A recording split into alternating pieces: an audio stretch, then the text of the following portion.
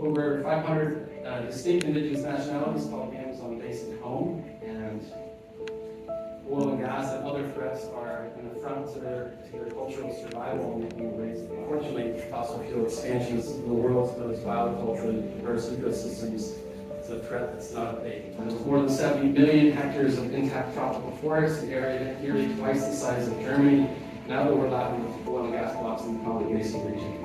Over 150 distinct ethnic groups call the Congo Basin home, and over 32 million people, or 20% of populated places in the Congo Basin countries, are now in oil and gas wells. Entonces,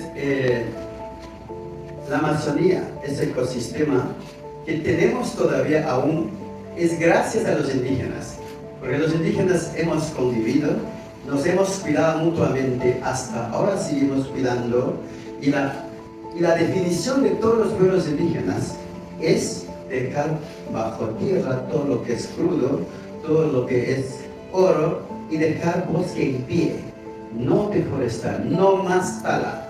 Eso es el concepto del mundo indígena, eso es la decisión final que hemos decidido los indígenas. So the reason why Amazonia, the ecosystem, this big ecosystem is still standing, is thanks to the indigenous peoples. We have been living there and taking care of Amazonia with reciprocity.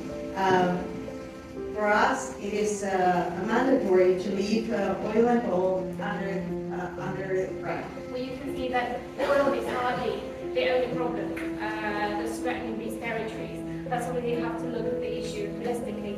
There's industrial logging, the yellow blocks covering almost all the territories, agri-industrial projects, mining, infrastructure development that also threaten these ecosystems. That's why we have to talk about governance and about the context in which this is happening, and not only say no. So we actually have with oil exploitation in the west, the small coastline that the ESC has, and oil exploitation there has left communities destroyed.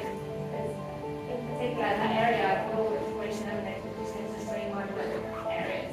To see how exploitation and exploration of gas and oil and gas, the recurrent effects at times are devastating, especially when it gets to destruction. The Philippines is also known for climate disasters. We are visited by 20 to 25 storms every year. 5 of that is superstorms. This season is super typhoon season. And so climate change is, we lead climate change. We lost 20,000, more than 20,000 Filipinos. That's not just one storm. So climate change is a life and death issue for the Philippines. Irony is that our governments love to depend on fossil fuel. Just a decade ago, the Philippines is the 9th biggest coal expansionist globally. Look, we've heard tonight about projects and devastation from the Congo to the Amazon. I know firsthand from working with other leaders around the world that we're seeing and hearing similar stories from Argentina, from northern British Columbia, and the fights of the Wet'suwet'en, fighting the Coastal GasLink pipeline, to all over the world. Oil, gas, and coal, just three products make up 86% of the emissions that are trapped in our atmosphere today and are smothering the planet, causing the heat waves, the floods, and the fires that are sweeping across the globe, forcing people to lose their lives and their livelihoods.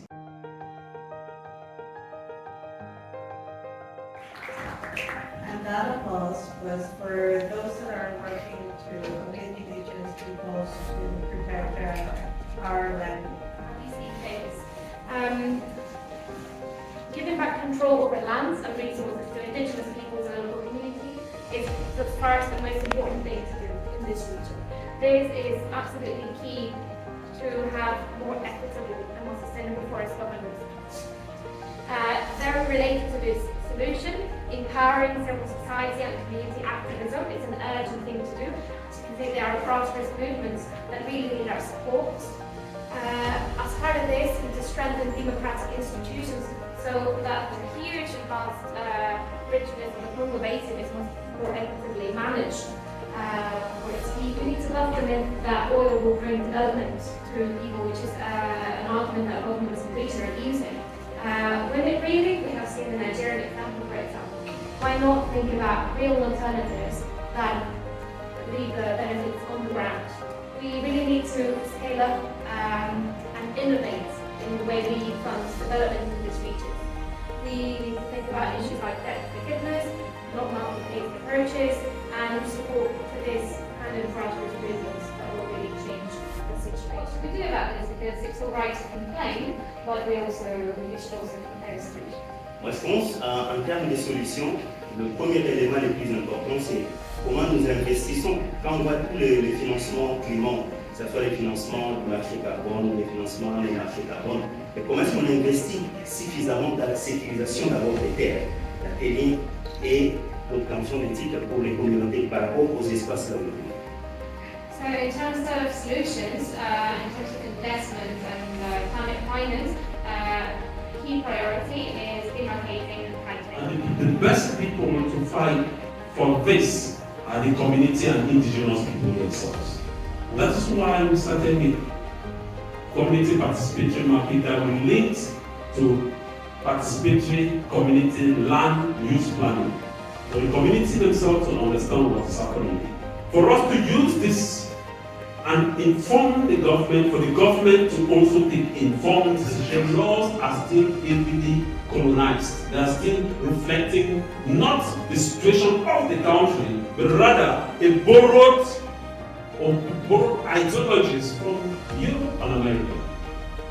But we need to change the paradigm, we need to change the narratives, and in changing that, we need to get statistics, data from the ground that we use to inform decision makers so that we take informed decisions and develop legal frameworks that tie with the situation in the community. There's a lot of strengthening and broadening the movement to protect the Verde Island Passage as we speak. An initiative is to actually finally include the Verde Island Passage in the National Integrated Protected System.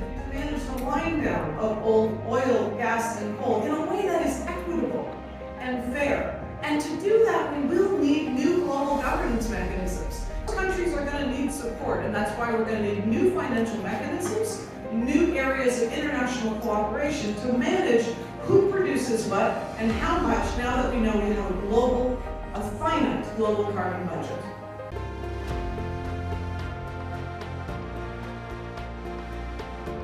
A lot of reporters have asked me this week whether it's too late. A lot of activists have come to me with despair. And all I can think about is the leaders in Vanuatu this year after the cyclones, when I was there with them meeting about fossil fuels 2 weeks after the cyclones. And they said to me, despair is not an option for us. Despair is a privilege that we don't have. Our job is hope. And we have to remember that hope is not something you just get to have. It's something you create.